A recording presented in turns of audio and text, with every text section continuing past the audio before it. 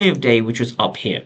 Now, this high of day was very, very interesting, right? What did you see in this high of day? Without even reading the numbers, you can see a ton of blue delta over here and a lot of blue delta. So the candle itself was red, but we see a huge amount of aggressive buyers at the top. Now, this corresponds to this candle over here. So this was the high of the day. So this high of day corresponds to where the previous day high was swept. Now, you can see so many buyers in this region. Those buyers are trying to drive price higher. The reason you see buyers over here is because we can see the blue delta. In fact, you only need to read one row to understand this.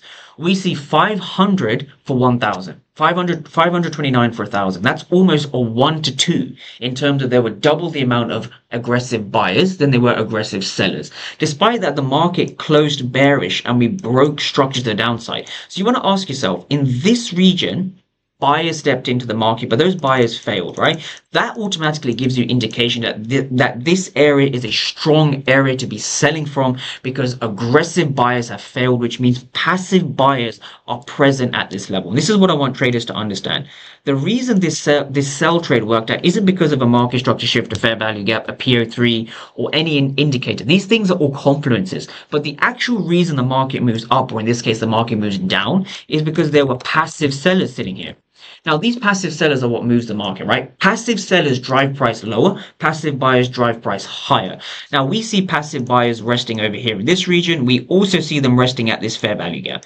So the reason this fair value gap is valid is because we know why the market moved down. And the reason the market moved down is because there were more passive sellers than aggressive buyers. Let me repeat that. There were more passive sellers than aggressive buyers. There were not more buyers than sellers. That's incorrect, right? There's always a one buyer and a one seller. There were more passive sellers that were driving price down. And the reason we know that is because if we look at some of the numbers we see over here, we see 396 for 629.